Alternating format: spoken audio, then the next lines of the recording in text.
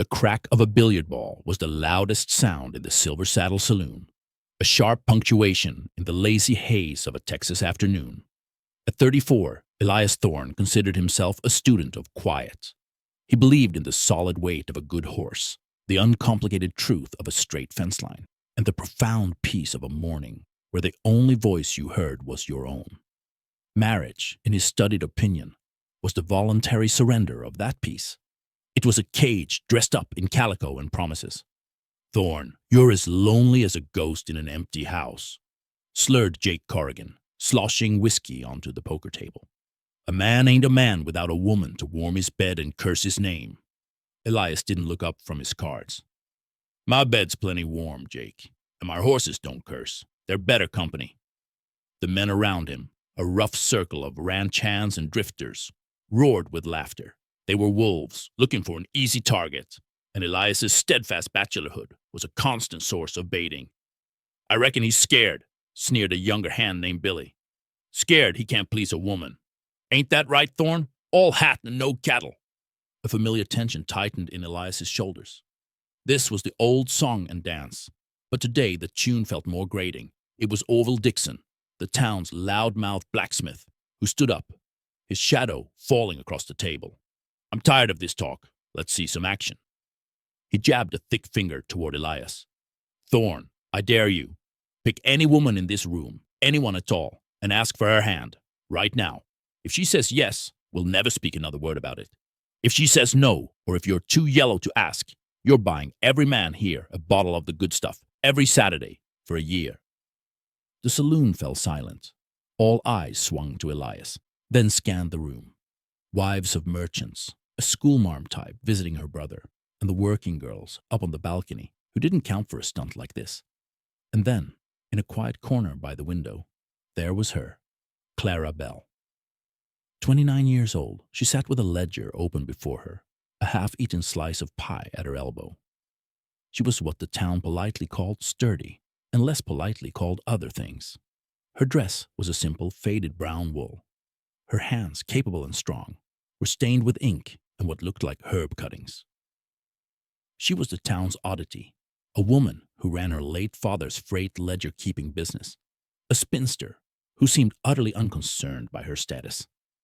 She felt the weight of the room's attention and looked up, her gaze not fearful, but wary and intelligent. Elias met her eyes. He saw no mockery there, no pity, just a deep, unsettling stillness. He had never exchanged more than a dozen words with Clara Bell, but he knew her reputation. Sharp-minded, fiercely independent, and utterly unbothered by the whispers that followed her like tumbleweeds. Poor Clara, plain as a post and stubborn as a mule. No man will ever tame that one. She'd be pretty if she'd just smile more and talk less about account books. Elias placed his cards face down. The worn wood of the floor creaked under his boots as he stood. A strange calm settled over him. This was madness, but it was a madness with a certain brutal logic. "All right, Dixon," he said, his voice low but carrying. "I'll do it." He didn't look at the jeering men. He walked across the saloon, each step measured, the sound swallowed by the thick anticipation. He stopped before Clara's table, removed his hat, and held it in front of his chest like a shield. "Miss Bell," he began, his politeness a stark contrast to the circus around them. "I know this is unorthodox, and I know we are little more than acquaintances." He took a breath, his winter-gray eyes holding hers.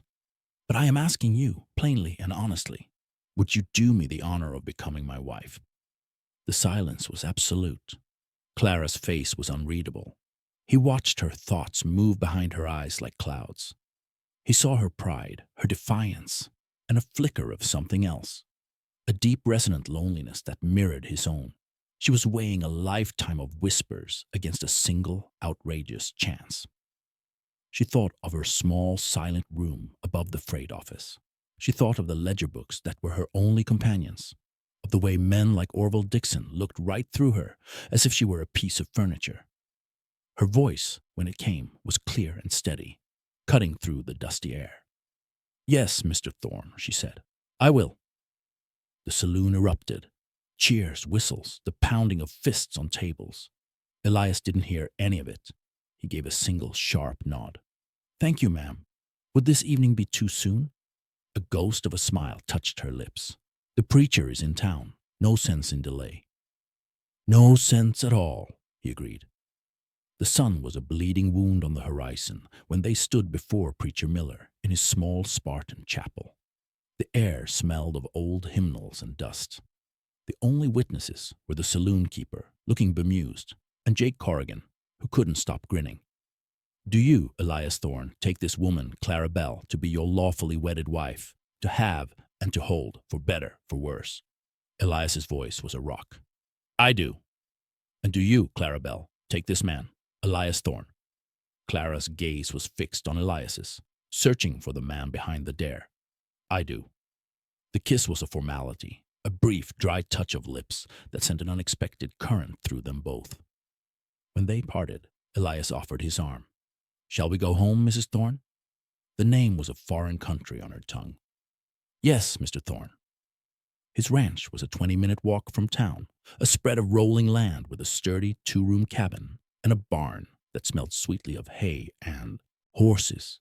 He pushed the heavy oak door open. "It's not much," he said, the phrase automatic, "but it's dry and it's strong." Clara stepped past him, her eyes adjusting to the dim light. It was a man's space, clean but Spartan. A stone fireplace, a rough-hewn table, a cast-iron stove. No frills, no softness. But it felt solid, real. "It's a good home," she said, setting down her carpetbag, which held her ledger books, a change of clothes, and her mother's silver hairbrush. They stood in the center of the room, the space between them charged with the sheer absurdity of their situation. Strangers in a shared space, bound by a vow and a wager. Elias cleared his throat.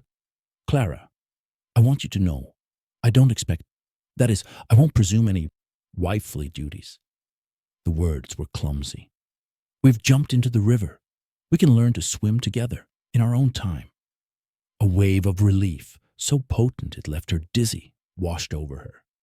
"Thank you, Elias. I like that. You take the bed. I'll take the floor by the fire." "You don't have to." "I do," he said, his tone leaving no room for argument. "Until we know the shape of this thing."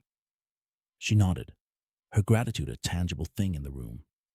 Later, as she lay in his bed, smelling the scent of him, soap, leather, and man, on the sheets, she stared at the ceiling. He was a quiet shape in the firelight, rolled in a blanket on the hard floor. "Elias," she whispered into the dark. Why did you really ask me?" "It wasn't just to win a bet against Orville Dixon." He was silent for so long she thought he'd fallen asleep. "Have you ever been to a town social?"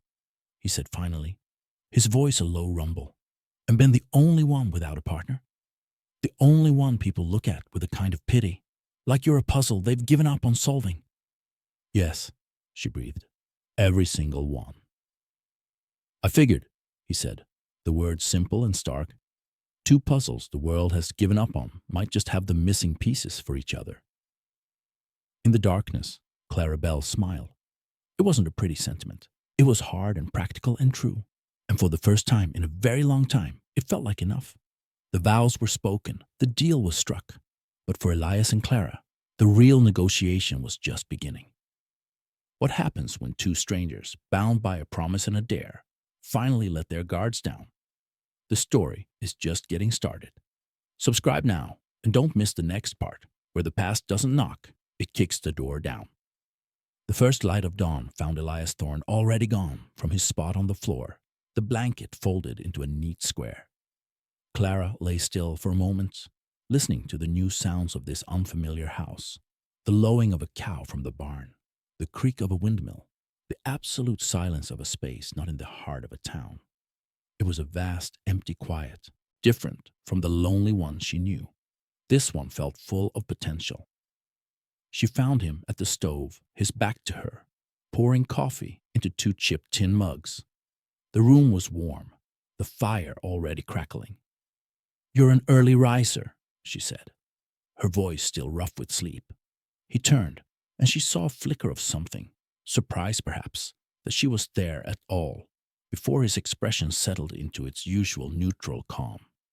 Habit, Cows don't care if you're tired. He handed her a mug. Coffee's strong. I don't know how you take it. Black is fine, she said, wrapping her hands around the warm metal. Thank you. Their first week was a careful dance of observation and negotiation. Clara learned that Elias moved through the world with a quiet, efficient grace. He was a man of few words, but his actions were a language she quickly learned to read. The way he stacked firewood was methodical. The care he took with his tools was reverence. He was a man who respected his work, and his work was this land. Elias, in turn, discovered that Clara's mind was a sharp and orderly place. She didn't fill the silence with chatter, but when she spoke, it was with purpose. One evening, she was bent over her ledger at the table, a frown etching lines on her forehead. Trouble? He asked, looking up from honing a skinning knife. The accounts for the Laramie Freight Company, she said, not looking up. Their payments are consistently 15 days late, and their totals are always just a few dollars short.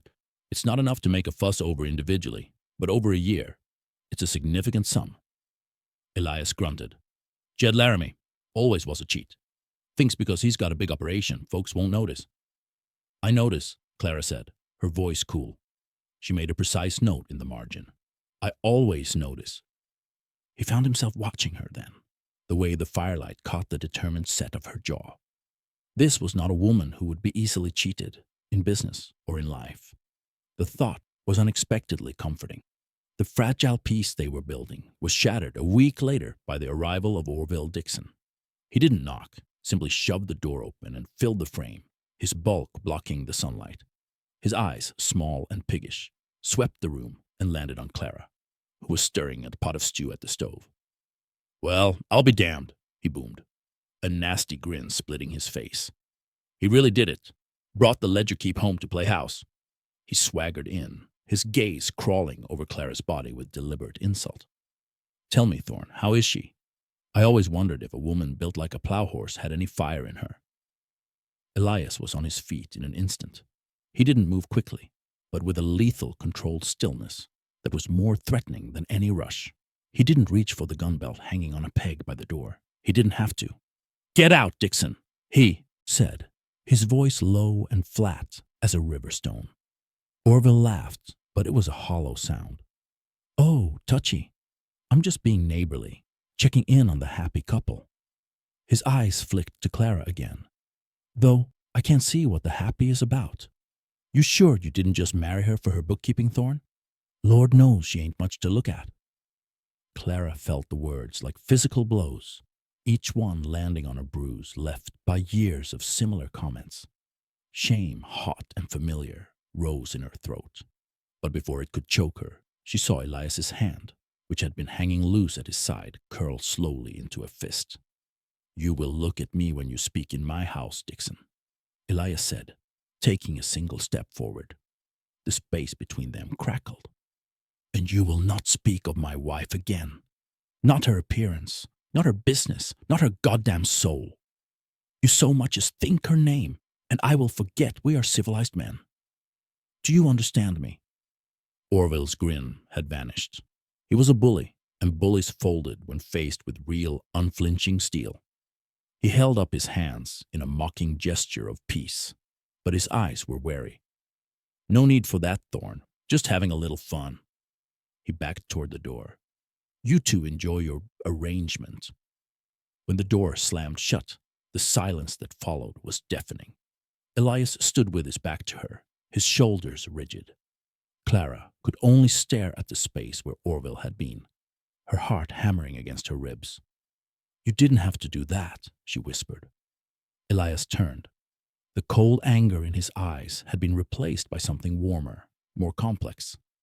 Yes, he said. The word simple and absolute. I did.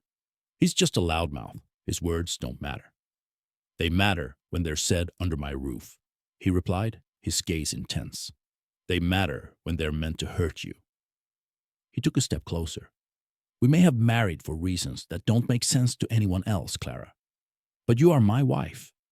That means something to me. It means no one gets to reduce you. Not even me. You are my wife. He didn't say it with possession, but with protection, with partnership. The last of her defenses, The walls she had spent a lifetime building against the world's cruelty crumbled into dust. A single hot tear escaped and traced a path down her cheek. She wiped it away angrily.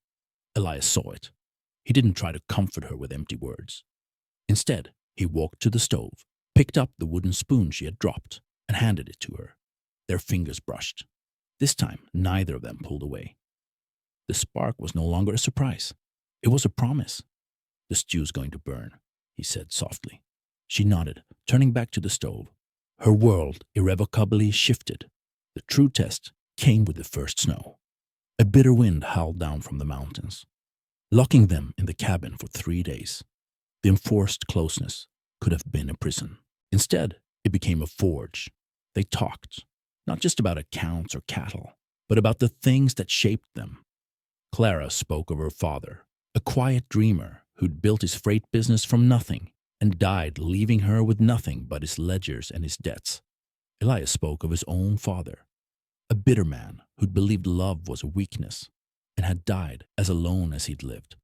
"He told me the day I turned 18, Elias said, staring into the fire, "that a wise man builds his fences strong and his attachments weak. I believed him for a long time." "And now?" Clara asked, her voice barely a whisper.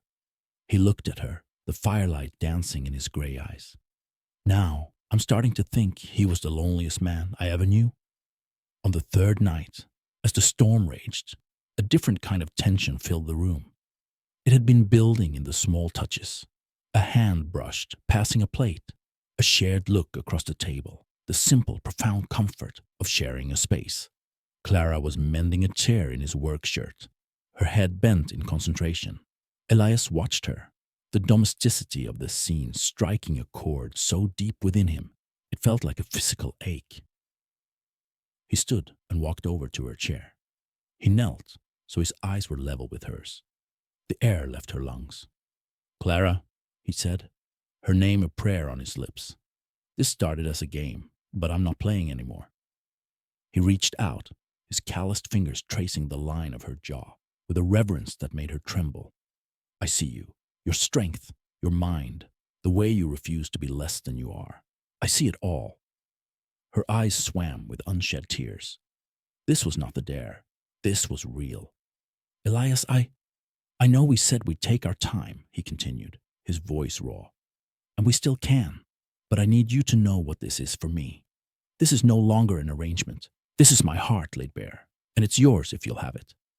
She didn't answer with words. She let the shirt fall from her lap and leaned forward, closing the small, impossible distance between them. Her lips found his, and this kiss was nothing like the one in the chapel. This was not a formality. It was a confession. It was a surrender. It was a beginning. His arms came around her, pulling her from the chair and against the solid wall of his chest. It was tender and desperate and overwhelming. When he finally pulled back, his breath was ragged.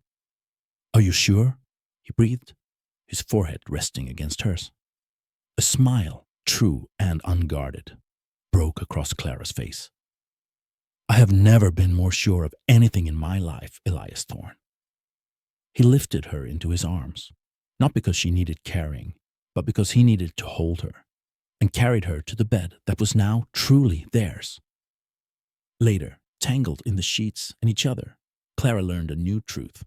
Her body, which she had been taught to see as too much, too sturdy, too plain, was in the hands of a man who cherished her, a source of profound beauty and power.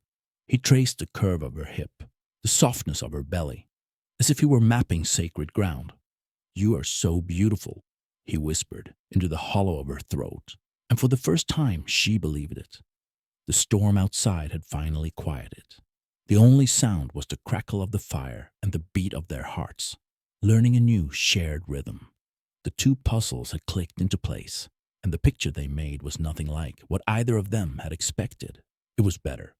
But outside, under the newly fallen snow, the world and its dangers were only sleeping, and the most dangerous threat of all was not a blizzard or a bully, but a man who stood to lose everything if their newfound partnership succeeded. In the quiet, after the storm, Elias and Clara found a love they never dared to dream of. But the world has a way of testing newfound happiness. The greatest threat to their future isn't the harsh winter, but a greedy man with a ledger full of secrets. The final part is coming. Subscribe so you don't miss the explosive conclusion to their story. The thaw came, and with it, a new world. The silence between Elias and Clara was no longer the quiet of strangers, but the deep, comfortable peace of a shared language. He no longer slept on the floor. Her ledger books now shared space with his farming almanacs on the mantelpiece. The cabin, once a solitary fortress, had become a home, its rooms echoing with low conversations and the new, terrifying, exhilarating sound of shared laughter. It was Clara who noticed the discrepancy first. She was at the table, the weak spring sun streaming through the window, updating her own accounts. Out of habit and a growing sense of partnership, she had offered to help Elias organize the ranch's ledgers. He'd handed over a worn, leather-bound book with a grunt of gratitude. For an hour, there was only the sound of her pen scratching and the hiss of the stove. Then her hand stilled. She traced a column of numbers again, her brow furrowed. "Elias," she said, her voice cutting through his quiet mending of a harness. "This land payment to the bank, the figure here, it doesn't match the receipt you have filed." He looked up, setting the leather aside. "What do you mean?" "The receipt says you paid $200, but the ledger entry, the one the bank will have, shows 170. She pointed with the tip of her pen. "And it's not the only one. There's a pattern. Small shortages spread over 2 years." Elias came to stand behind her, his presence a warm comfort as he looked over her shoulder. He smelled of hay and soap. Old man Harkness at the bank always was bad with figures. Probably just mistakes. Clara's eyes, sharp and analytical, met his. "This isn't a mistake, Elias. This is deliberate. The deductions are too consistent. $30 here, $25 there. Always on your larger payments." She flipped back a page. "It's the same handwriting, precise, almost smug." A cold knot tightened in Elias's gut. He knew that handwriting. Jedediah Laramie. The man wasn't just a cheat on his freight bills. He was the part-time bookkeeper for the Willow Creek Bank, a position he'd leveraged from his friendship with the aging, ailing Mr. Harkness.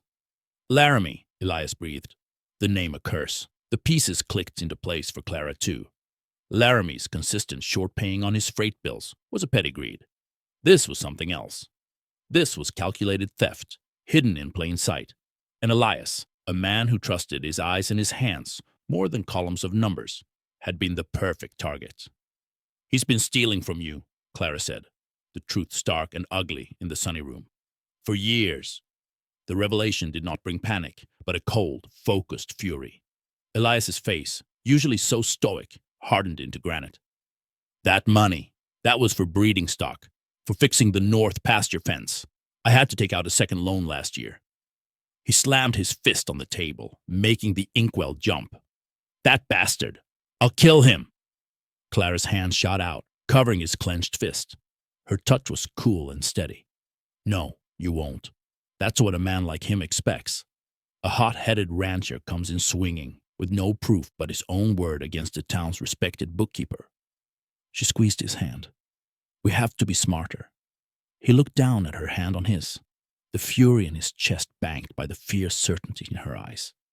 "We? You're my husband," she said, as if it were the most obvious thing in the world. "He stole from my family. This is my fight, too." They spent the next 2 days in a state of intense, quiet conspiracy. While Elias went about his chores, maintaining an outward appearance of normalcy, Clara became a scholar of theft. She cross-referenced every scrap of paper in the house, every receipt, every promissory note, every faded bank slip. She built a case not with accusations, but with irrefutable arithmetic. She discovered the pattern extended to at least 3 other smaller ranchers. Men who, like Elias, were better with a lasso than a ledger. Their plan was simple. They would go to the bank, present their evidence to Mr. Harkness, and demand a full audit. It was a risk. Laramie was well connected. He could ruin their credit, turn the town against them. But the alternative, letting a thief profit from their hard work, was unthinkable. The day they rode into town, the air was thick with the scent of rain. Elias sat tall in the saddle, his jaw set. Clara rode beside him, her back straight, a folder of meticulously organized papers tucked securely in her saddlebag.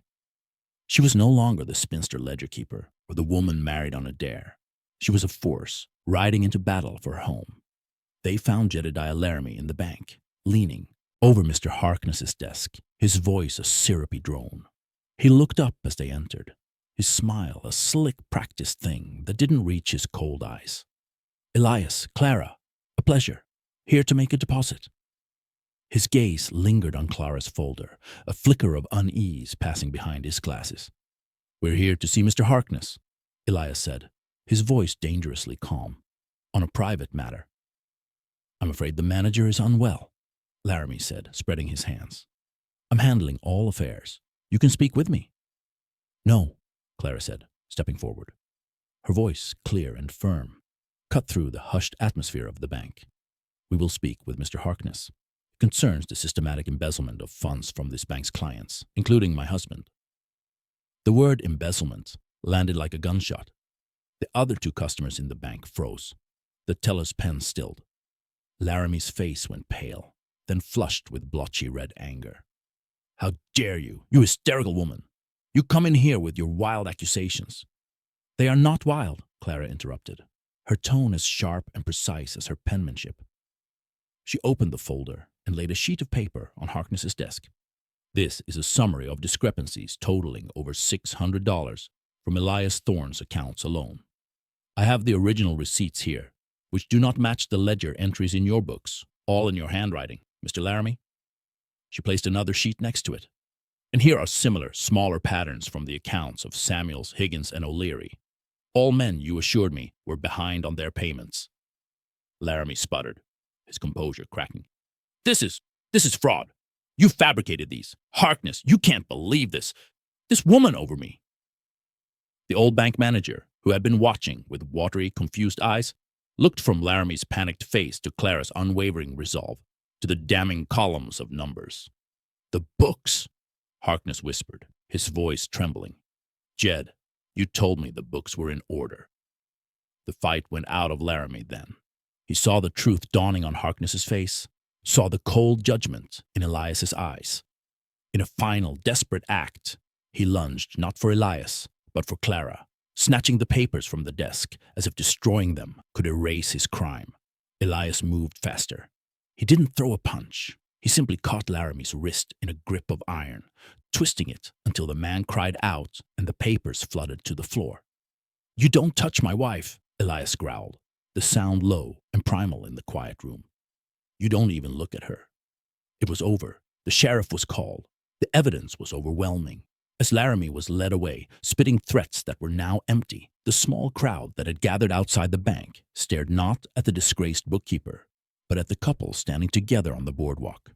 They saw Elias Thorne, the lone wolf, standing protectively beside his wife. They saw Clara Thorne, the overlooked spinster, who had brought down a powerful man with nothing but her intellect and her courage. The whispers that followed them now were not of pity or mockery, but of awe and a newfound respect. That night, back in their cabin, the rain finally came, a gentle drumming on the roof. They sat before the fire, exhausted and triumphant. The stolen money would be returned. Their place in the community was secured, not by conformity, but by their shared strength. Elias looked at Clara, her face illuminated by the flames. The woman who had entered his life as a solution to a dare had become the answer to a question he'd been too afraid to ask. "You were magnificent today," he said, his voice thick with emotion. She leaned her head against his shoulder. "We were magnificent." He wrapped his arm around her, pulling her close. "That night in the saloon, when I walked toward you, I thought I was just calling a bluff. But now I think maybe some part of me knew." "Knew what?" she asked softly. "That I was walking toward my whole life." Clara turned her face up to his, her eyes shining with unshed tears of joy. "And I," she whispered, "was finally answering a call I'd been waiting my whole life to hear." Outside, the rain washed the dust from the land, cleansing and new. Inside, the fire burned bright, warding off the last of the chill. The two puzzles had not just found their missing pieces. They had created an entirely new picture. one of resilience, partnership, and a love forged in the unlikeliest of fires. It was a story the town would tell for years, but for Elias and Clara Thorne, it was simply the beginning of their quiet, extraordinary life. From a saloon dare to a partnership that shook the foundations of their town, Elias and Clara's story proves that the greatest loves are often the ones we never see coming. If you believe in second chances and stories that find strength in the unlikeliest places, then you've found a home here. Subscribe to the channel and join us as we continue to unearth tales of the Wild West, where love and courage always win the day. Leave a comment below and tell us which moment moved you the most.